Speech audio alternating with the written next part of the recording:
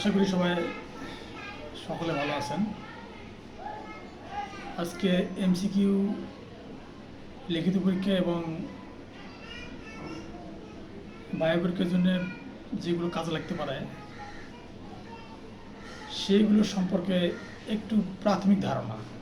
আমরা সকলে কম বেশি প্রশ্ন কীভাবে হবে, কীরকম হবে সকলে জানি, কিন্তু তারপরেও কিছু আলোচনা করতেছি যেগুলো আসলে আপনাদের জন্য হয়তোবা খুব উপকার হবে এবং খুব হেল্পফুল হবে পরীক্ষার জন্য।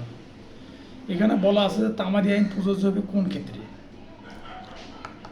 তামাদি আইন প্রযোজ্য হবে চুক্তি আইনের 1872 25 ধারা প্রযোজ্য হবে কি না, বিশেষ ক্ষমতা আইন 1974 প্রযোজ্য হবে কি না, 1882 সুখাধিকার আইন প্রযোজ্য হবে কি না, বিবাহ বিচ্ছেদ আইন 1869 প্রযোজ্য হবে কি না। তাহলে তামাদি আইন প্রযোজ্য হবে কোন ক্ষেত্রে? চুক্তি আইন 1872 25 ধারা প্রযোজ্য হবে কিনা ক। খ নম্বর হচ্ছে বিশেষ ক্ষমতা আইন 1974। গ নম্বর হচ্ছে 1882 সুখাধিকার আইনে প্রযোজ্য হবে কিনা। ঘ নম্বর হচ্ছে বিবাহ বিচ্ছেদ আইন 1869 প্রযোজ্য হবে কিনা। এই প্রশ্নের অ্যান্সারটা আপনাদেরকে খুঁজে বের করতে হবে। এর পরবর্তী যে প্রশ্নগুলি থাকবে সেই প্রশ্নগুলি অ্যান্সার আমি দিব। তামাদি আইন সংক্রান্ত কোন তথ্যটি সঠিক নয়? মূল মামলায় প্রযোজ্য 14 ধারা, মূল মোকদ্দমায় প্রযোজ্য 5 ধারা, আর রিভিশনের ক্ষেত্রে 14 ধারা প্রযোজ্য নয়, মূল মামলা আপিল ও দরখাস্ত প্রযোজ্য 3 ধারা। তাহলে তামাদি আইন সংক্রান্ত কোন তথ্যটি সঠিক নয়? তাহলে তামাদি আইন সম্পর্কে সঠিক তথ্য নয় হচ্ছে মূল মোকদ্দমায় প্রযোজ্য 5 ধারা। আমরা সকলে জানি যে আপিল একটা বিশাল বড় একটা চ্যাপ্টার এবং আপিল সম্পর্কে আপিল হচ্ছে দেওয়ানি ফৌজদারি কার্যবিধির একটা মূল চালিকা শক্তি বা প্রবাহমান একটা বিষয়। এই জন্য আপিল সম্পর্কে বিস্তারিত আলোচনা করবো এত নেক্সট পর্বতে। তাহলে এখানে তামাদি আইন সংক্রান্ত কোন তথ্যটি সঠিক নয়? এখানে হচ্ছে তামাদি আইন সম্পর্কে সঠিক নয় হচ্ছে মূল মোকদ্দমা প্রযোজ্য 5 ধারা। 5 ধারা আমরা জানি যে বিলম্ব মওকুফ বিষয়ে বলা আছে। তো বিলম্ব মওকুফ মূলত 5টা ক্ষেত্রে প্রযোজ্য হয়। যদি আমরা মনে রাখি তাহলে এসে পরিবহন, তাহলে এসের সাথে এসে আমরা যদি ডবল এ চিন্তা করি, মানে এ স্কোয়ার, তাহলে কিন্তু আমরা দেখি যে এখানে একটা সূত্র আমরা ফর্মুলা প্রয়োগ করতে পারি যে এখানে যে মূল মোকদ্দমায় প্রযোজ্য 5 ধারা বা 5 ধারা যে বিলম্ব মওকুফের বিষয়ে বলা আছে, সেই বিলম্ব মওকুফ কোন কোন ক্ষেত্রে প্রযোজ্য হয় সেটা হচ্ছে যে অল সাহেব আর স্কোয়ারে বসে আছেন। তাহলে বিলম্ব মওকুফ বিষয়টা আমরা একটা সূত্রের মধ্যে দিয়ে প্রকাশ করতে পারি, সেটা হলো যে অল সাহেব আর স্কোয়ারে বসে আছেন। তাহলে দেখি যে এতে হচ্ছে আপিলের ক্ষেত্রে প্রযোজ্য হয় 5 ধারা। তারপরে লিভ টু আপিলের ক্ষেত্রে এই যে 5 ধারা প্রযোজ্য হয় তামাদি আইনের। তারপরে তে হচ্ছে রিভিউর ক্ষেত্রে প্রযোজ্য হয় তামাদি আইনের 5 ধারা। রিভিশনের ক্ষেত্রে প্রযোজ্য হয় তামাদি আইনের 5 ধারা এবং অ্যাপ্লিকেশন অর্থাৎ দরখাস্তের ক্ষেত্রে প্রযোজ্য হয় তামাদি আইনের 5 ধারা। তো রিভিউটা আমরা দেখি যে 46 আদেশ, দেওয়ানি কার্যবিধি 46 আদেশ এবং 114 ধারায় রয়েছে। রিভিশনটা রয়েছে 115 ধারায় এবং এটা আদেশ আছে 47-এ। 3 নম্বর প্রশ্ন, দেওয়ানি আপিল সংক্রান্ত তথ্য নয় কোনটি? দেওয়ানি আপিল সংক্রান্ত তথ্য নয় কোনটি? ক নাম্বার অনুচ্ছেদ 151, 152, 153, 156। খ নাম্বার তামাদি 20 দিন, 30 দিন, 90 দিন। তারপর জেলা জজ আপিলের তামাদি 156 অনুচ্ছেদ, আর অনুচ্ছেদ 151 তামাদি আইন 20 দিন। তাহলে এখানে দেওয়ানি আপিল সংক্রান্ত তথ্য নয় হচ্ছে জেলা জজ আপিলের তামাদি হচ্ছে 156 অনুচ্ছেদ।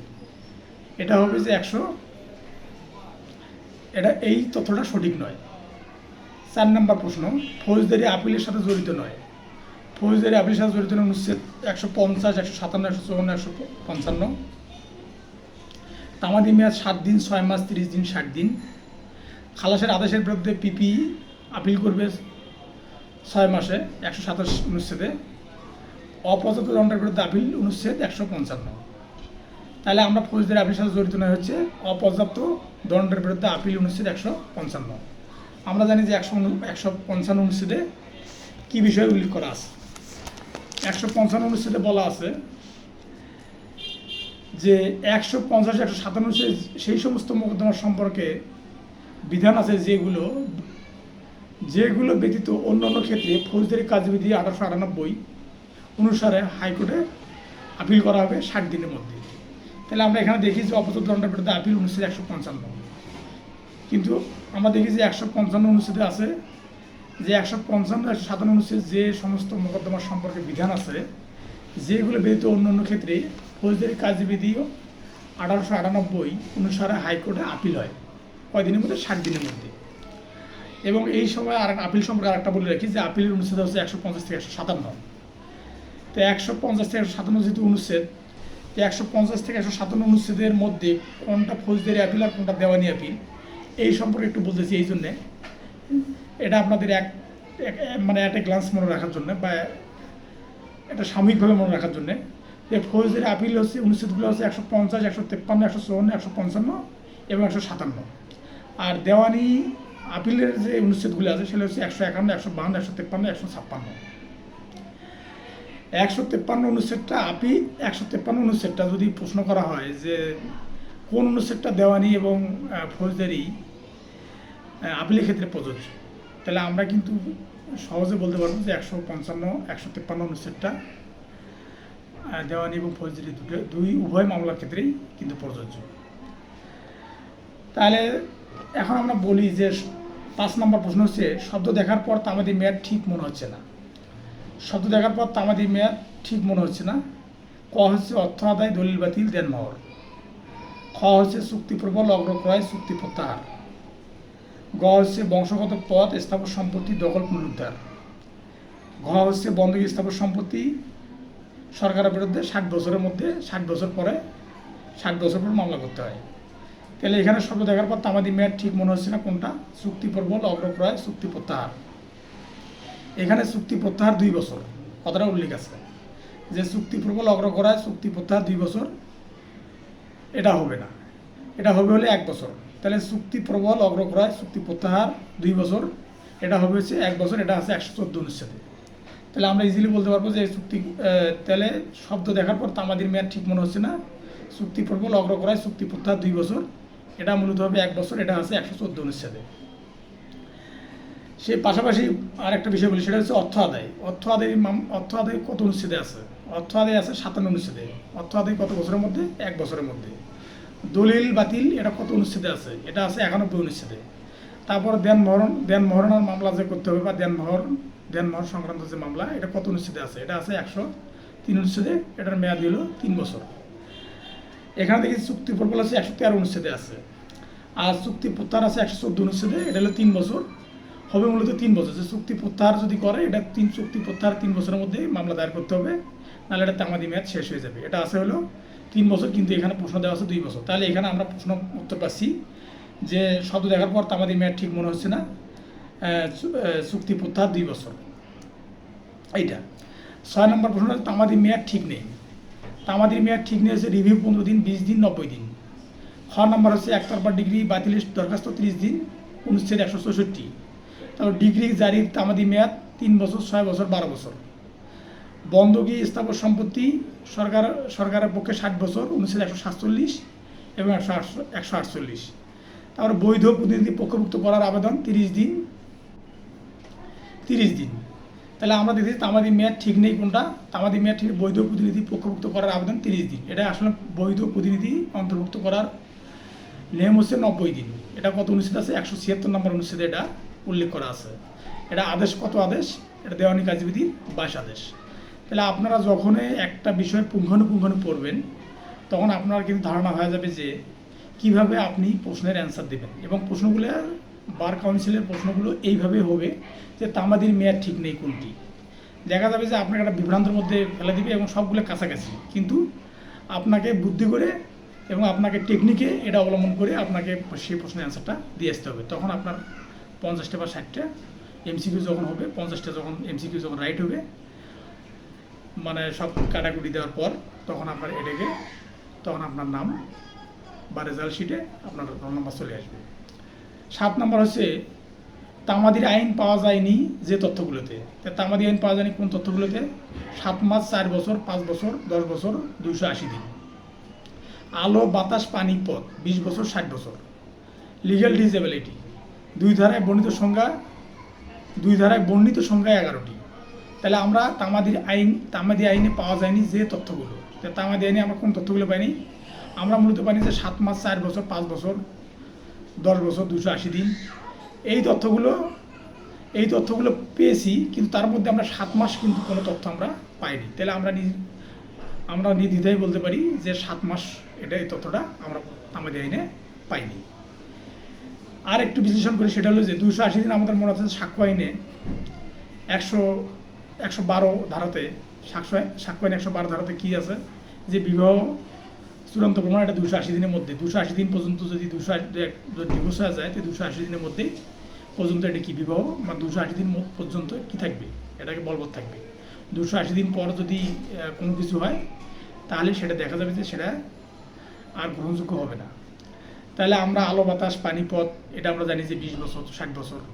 20 বছর হলো ব্যক্তি স্বার্থ রক্ষা করার জন্য, আর 60 বছর হচ্ছে যে সরকারের বিরুদ্ধে যদি আমরা তামাদি 60 বছর পরে আমরা 60 বছর যদি আমরা সরকারি কোনো জমিতে যদি আমরা 60 বছর বিনা শর্তে ভোগ দখল করি, তাহলে 60 বছর পর ওই জমিটি আপনার নামে হয়ে যাবে। আর যদি 20 বছর যদি কোনো ব্যক্তিগত সম্পত্তিতে যদি আমরা 20 বছর যদি কোনো ভোগ দখল করি, তো 20 বছর পর ওই জমিটি যে ভোগ দখল করবে সেই অনুযায়ী সে মালিকানা সত্ত্ব তার নামে হয়ে যাবে। আর তোমার লিগ্যাল ডিসেবিলিটি বৈধ অপারগতা আমরা 6 ধারায় দেখতে পাই, এটাও ঠিক আছে। তারপর 2 ধারায় 11টা সংখ্যা আছে, তামাদি আইনে 2 ধারায় সংখ্যা আছে 11টি। তারপরে 7 নম্বর প্রশ্ন যেটা আছে যে ধারা, মানে আমরা যে এসআর অ্যাক্ট পড়বো, এসআর অ্যাক্টে ধারা আছে 57টা, তফসিল আছে 5টা, আর এটা হচ্ছে 1 নং আইন, আর খণ্ড হচ্ছে 3টে। মানে একবার সংশোধিত হয়েছিল, আইন প্রণয়ন হয় 2004 সালে, কার্যকর হয় 1 জুলাই 2005। তাহলে এসআর অ্যাক্ট মানে স্পেসিফিক রিলিফ অ্যাক্ট 1877, এটা ধারা আছে 57টা, তফসিল আছে 5টা। এটা হচ্ছে 1 নং আইন, খণ্ড 3টে, এটা সংশোধিত হয়েছে একবার। এটা আইন প্রণয়ন হয় 2004 সালে এবং কার্যকর হয় 1 জুলাই 2005 সালে। তাহলে আদালতের বিবেচনামূলক ক্ষমতা সংক্রান্ত ধারা 9 কোনটি? তাহলে আমরা এসআর অ্যাক্টের আদালতের বিবেচনামূলক ক্ষমতা সংক্রান্ত ধারা 9 কোনটি? তাহলে 8 ও 9 ধারা, 12 থেকে 30 ধারা, 31 থেকে 34 ধারা, 35 থেকে 38 ধারা। তাহলে এসআর অ্যাক্টে যদি প্রশ্ন করা হয় যে আদালতের বিবেচনামূলক ক্ষমতা সংক্রান্ত ধারা 9 কোনটি? তাহলে ক নাম্বার আছে 8 ও 9 ধারা, 12 ও 30 ধারা, 31 ও 34 ধারা, ঘতে আছে 35 ও 38 ধারা। কিন্তু এটা প্রশ্ন হবে 8 ও 9 ধারা।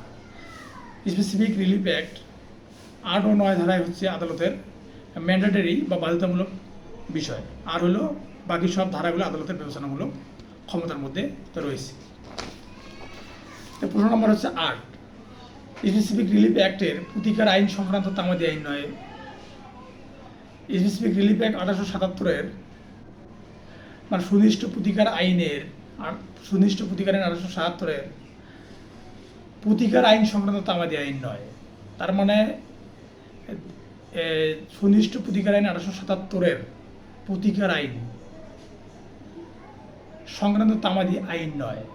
6 মাস 1 বছর 3 বছর 6 বছর 12 বছর। খ নম্বর হচ্ছে 1 বছর 3 বছর 6 বছর। গ হচ্ছে 6 মাস 6 বছর 12 বছর। ঘ হচ্ছে 90 দিন 30 দিন 60 দিন 20 বছর 60 বছর। তাহলে এখানে প্রশ্ন হবে, উত্তর হবে যে 90 দিন 30 দিন 60 দিন 20 বছর 60 বছর। এই প্রশ্নটার অ্যান্সার হবে যে সুনির্দিষ্ট প্রতিকার আইন সংক্রান্ত তামাদি আইন নয়, 90 দিন 30 দিন 60 দিন 20 বছর 60 বছর। তাহলে আমরা এখন যদি এই প্রশ্নগুলো যদি একটু বিশ্লেষণ করি, তাহলে দেখতে পাবো যে সুনির্দিষ্ট প্রতিকার আইন সংক্রান্ত তামাদি আইন নয় হচ্ছে 6 মাস 1 বছর 3 বছর 6 বছর 12 বছর। আমরা সকলে জানি যে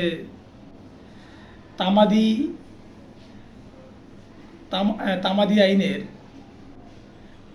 যে 9 ধারা আছে, যদি উপর থেকে হিসাব করি 9, 6, 3, তাহলে কিন্তু আমরা একটা প্রশ্ন ইজিলি মনে রাখতে পারবো। আবার যদি নিচ থেকে হিসাব করি যে 3, 6, 9, আমরা জানি যে 9 ধারায় মানে যদি কে বেআইনিভাবে আপনার জমি দখল করে তাহলে 6 মাসের মধ্যে মামলা দায়ের করতে হবে। এটা অনুচ্ছেদ নাম্বার কত? অনুচ্ছেদ নাম্বার হচ্ছে 3। তারপর 1 বছর, 3 বছর, 6 বছর। আমরা জানি যে চুক্তি প্রবল বা চুক্তি এটা আছে কিন্তু 113 অনুচ্ছেদে, এটার সময় হচ্ছে 1 বছর। 3 বছর আছে 103 অনুচ্ছেদে, এটা হলো দেন মহারণা। দেন মহারণা যদি আমরা মামলা করি তাহলে 3 বছরের মধ্যে মামলা করতে হবে, সেটা অনুচ্ছেদ তামাদি আইন অনুচ্ছেদ হচ্ছে 103 অনুচ্ছেদ। আর এটা কয় বছর? 3 বছর। তাহলে 1 বছর আছে, 3 বছর আছে, 6 বছর আছে। 6 বছর হলো আইনে না থাকলে 120 অনুচ্ছেদ অনুযায়ী 6 বছরের মধ্যে কী করতে হবে?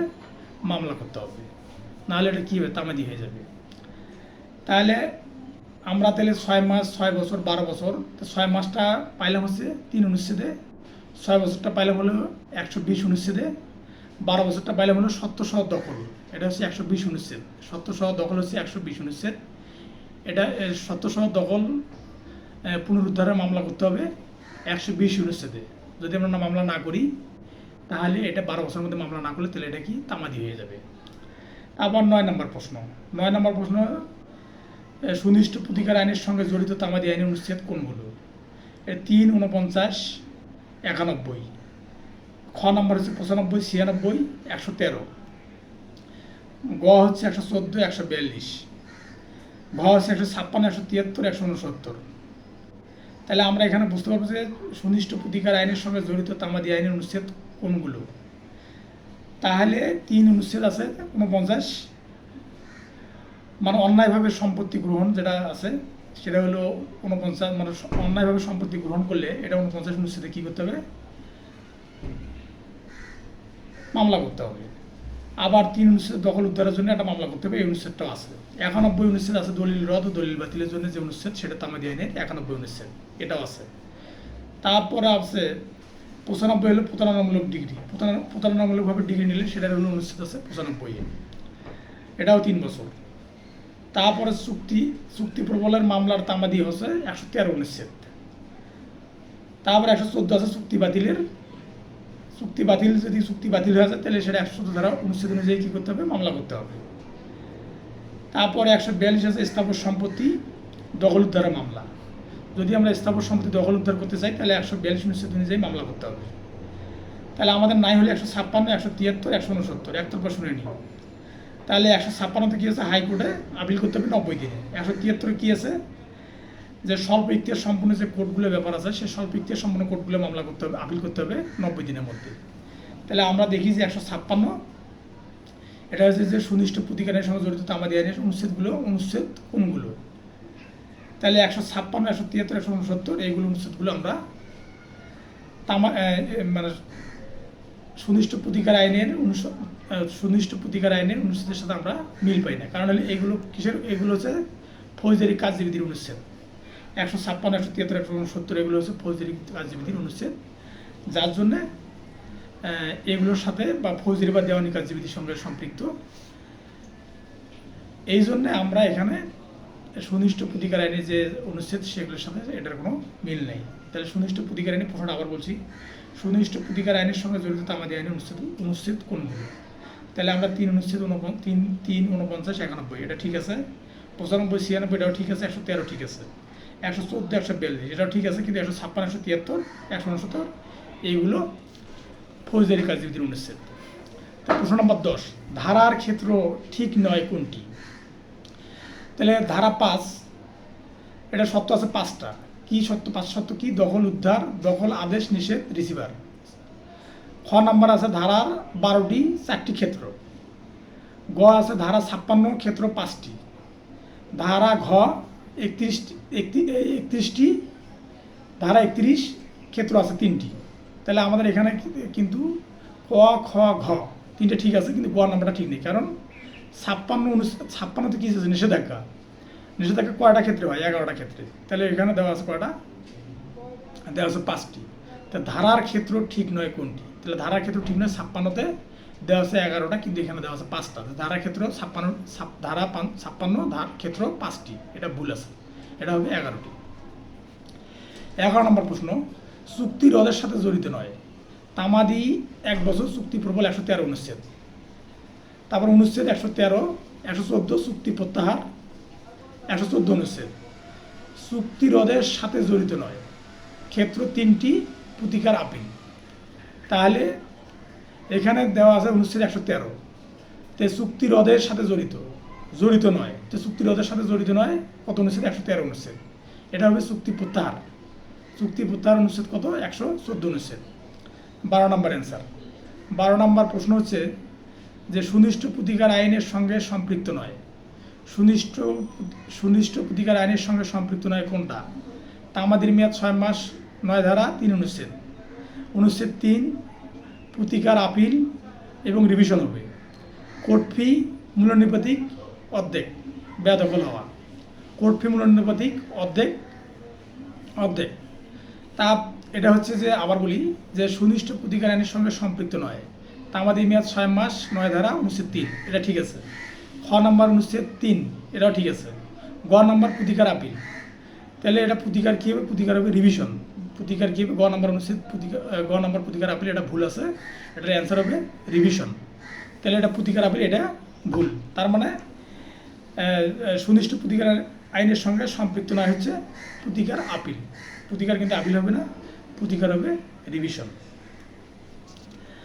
আবার এসআর একটা 42 ধারায় কিন্তু 300 টাকা। আমরা জানি ভাষামূলক মোকদ্দমার কোর্ট ফি কত? 300 টাকা।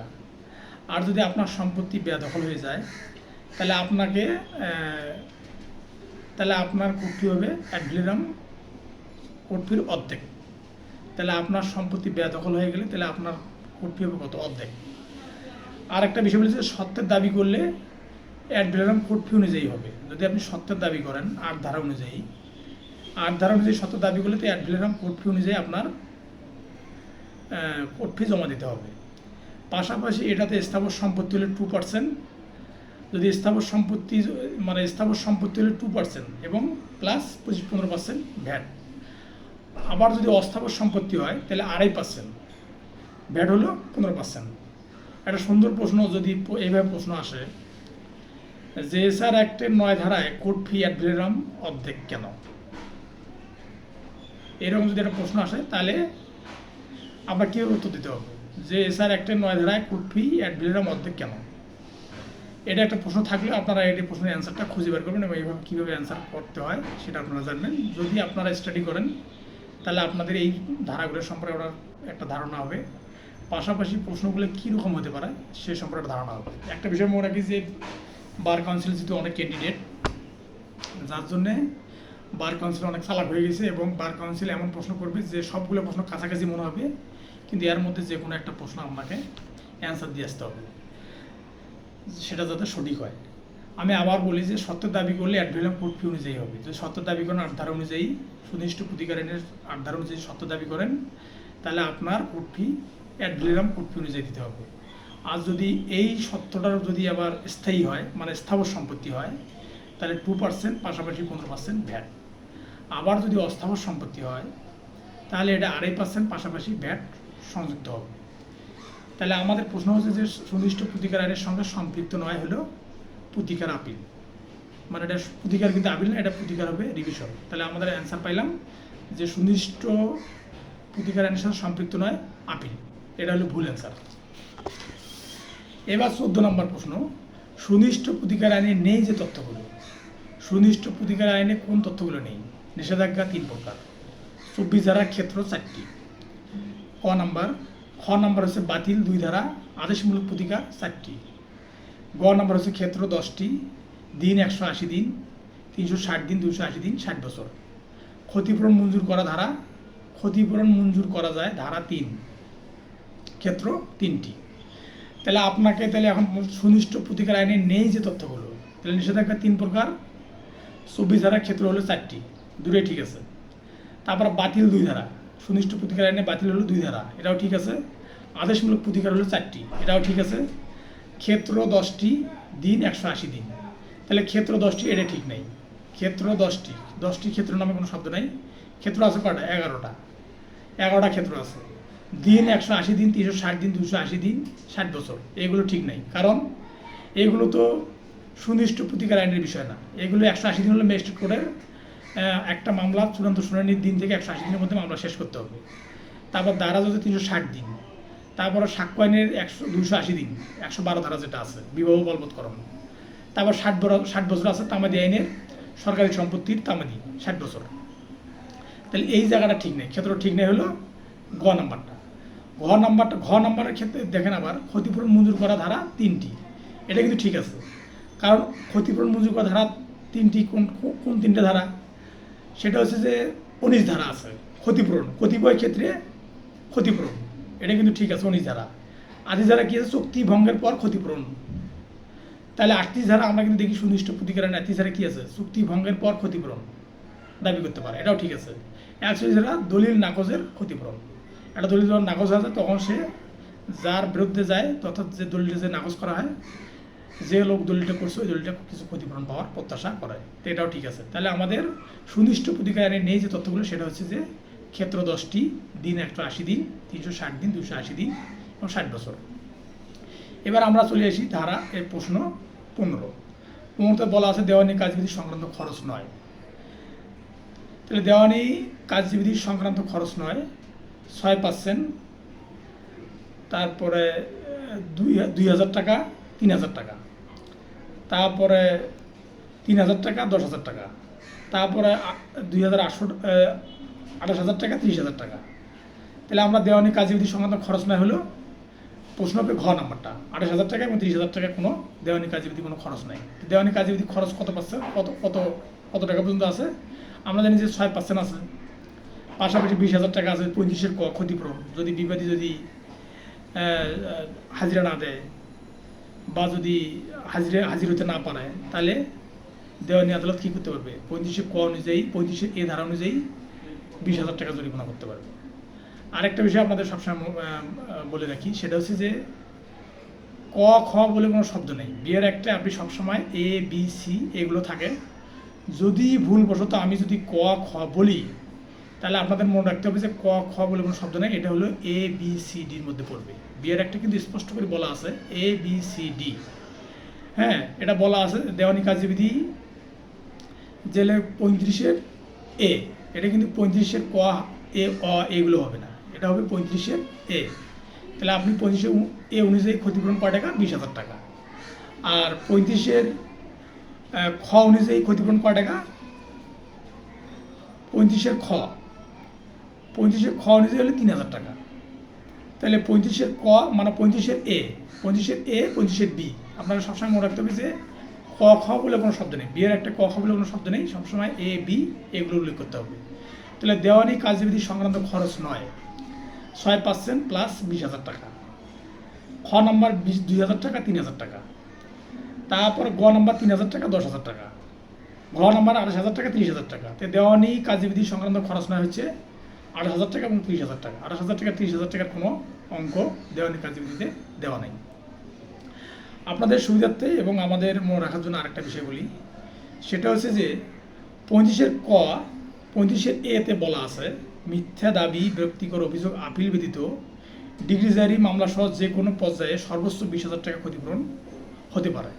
তাহলে দেওয়ানি আদালত কী করতে পারে? 35-এর এ অনুযায়ী মিথ্যা দাবি, ব্যক্তিগত অভিযোগ, আপিল ব্যতীত, মানে আপনি মিথ্যা দাবি করছেন, ব্যক্তিগত অভিযোগ করছেন, করার পরে আপিল ব্যতীত, মানে অর্থাৎ আপিল ছাড়া এইগুলো যদি আপনি যদি ডিগ্রিজারি মামলা সহ যে কোনো পর্যায়ে যদি এটা প্রমাণিত হয় যে আপনি মিথ্যা বা বিরক্ত করার জন্য এটা করছেন, তাহলে 35-এর এই ধারা অনুযায়ী আদালত, দেওয়ানি আদালত কয় টাকা? সর্বোচ্চ 20,000 টাকা পর্যন্ত ক্ষতিপূরণ দাবি করতে, মানে ক্ষতিপূরণ দিতে পারে। আবার 35-এর বি অনুযায়ী প্রসিডিংসের যে কোনো পর্যায়ে দরখাস্ত, লিখিত আপত্তি আদালত কর্তৃক নির্ধারিত সময়ের মধ্যে দাখিল না করা হলে সর্বোচ্চ 2,000 টাকা পর্যন্ত কী করতে পারে? সর্বোচ্চ 2,000 টাকা পর্যন্ত আপনার ক্ষতিপূরণ আদালত দিতে পারে। তাহলে আমার 15 নম্বর প্রশ্ন শেষ। এবার আমরা 16 নম্বর প্রশ্নে আসি। ধারা আদেশের মিল নেই, একটা গুরুত্বপূর্ণ প্রশ্ন। ধারা আদেশের মিল নেই, দেখা যায় ধারা আদেশের মিল নেই কত কত। ক নাম্বার আছে 7 + 50, 26 + 4, 27 + 5, 31 + 16। খ নাম্বার হচ্ছে 30 + 11, 33 + 20, 36 + 74 + 21, তারপরে 75 + 26, তারপর 88 + 36, 96 + 112 + 46, 113 + 47। তারপর ঘ নাম্বার আছে 148 + 17, 139 + 19, 146 + 1, 107 + 41। তাহলে ধারা ও আদেশের মিল নেই। তাহলে আপনাকে মনে রাখতে হবে ধারা আদেশ যদি আপনি যদি মেসিং করে পড়তে চান বা মিল করে পড়তে চান, তাহলে আপনাকে এই প্রশ্নটা সুন্দরভাবে বুঝতে হবে যে ধারা আদেশের মিল নেই। তাহলে আমরা সাথে কি দেখি, সাত ধারায় আমরা দেখি যে স্বল্প ইখতিয়ার সম্পূর্ণ আদালত, আর 50 আদেশে কি আছে, সব স্বল্প ইখতিয়ার আদালত সম্পর্কে বলা আছে। তাহলে এটা আমরা মিল পাইলাম। তারপরে 26-এ কি আছে, 26-এ আছে হলো মামলার আর্জি, তো 4 আদেশে কিন্তু মামলার আর্জি আছে, এটা মিল আছে। তারপরে 27-এ কি আছে, বিবাদীর প্রতি সমন। আবার 5-এ কি আছে, 5 আদেশে বিবাদীর সমন প্রদান বা সমন প্রদান বা জারি, 5 আদেশে কিন্তু সমন প্রদান বা জারি আছে। তারপরে 31-এ কি আছে, সাক্ষীর প্রতি সমন। 16-তে কি আছে, 16 আদেশে আছে সাক্ষীর প্রতি সমন, তাহলে এটা মিল আছে। আপনাদের এইভাবে বিবরণ জানি পড়তে হবে এবং ধারার সাথে আদেশের মিল লিখে রেখে পড়লে তখন আপনি ইজিলি মনে রাখতে পারবেন। তারপরে খ নাম্বারে কি আছে, খ নাম্বার 30-এ আছে, 30 ধারাতে কি আছে, আবিষ্কার। আর 11 আদেশে কি আছে, 11 আদেশে আছে আবিষ্কার। তারপর 33 ধারায় কি আছে, 33 ধারা আছে রায় ও ডিগ্রি। আবার 20 আদেশে কি আছে, রায় এবং ডিগ্রি। 36 ধারায় কি আছে, 36 ধারায় আছে আদেশ প্রযোজ্য, 36 ধারা আদেশ প্রযোজ্য। তারপরে 74-এ কি আছে, ডিগ্রি জারিতে বাধা। আর 21 আদেশে কি আছে, ডিগ্রি জারি এবং আদেশ সমূহ জারি। তারপরে 75-এ কি আছে, 75 আছে কমিশন। আমরা 26 ধারা কি দেখতে পাই, 26 আদেশে কমিশন দেখতে পাই। তো 75 ধারা কমিশন আছে, 26 আদেশেও কমিশন আছে। তাহলে এইভাবে আপনারা ধারা এবং আদেশ মিল করে করতে হবে। তাহলে আমাদের মিল নেই কোনটা, আমাদের মিল নেই হচ্ছে 88 ধারা এবং 36 ধারা, 88 ধারা 36 আদেশ, এটা মিল নেই। তারপরে 96, 112 এবং 46 দেখবেন যে এই 96 মানে সব প্রশ্নগুলো মিল আছে, কিন্তু কোনো একটা জায়গায় ভুল আছে, ওই ভুলটাই হবে যে ধারা আদেশের মিল নেই হলো 88 এবং 36 আদেশ। কারণ 36-এ কি আছে, 88-তে কি আছে, 88-তে আছে ইন্টারপ্রেটার, 88 ধারায় কি আছে ইন্টারপ্রেটার। আর 36-এ কি আছে, 36 আদেশে আছে, 36 আদেশে ইন্টারপ্রেটার নেই, কিন্তু এই ইন্টারপ্রেটার আছে 35 আদেশে। তাহলে এটা যদি 88 আর 35 হতো তাহলে কিন্তু মিল হতো, কিন্তু 88 আর 35 হয় না হয়ে 36 হয়েছে,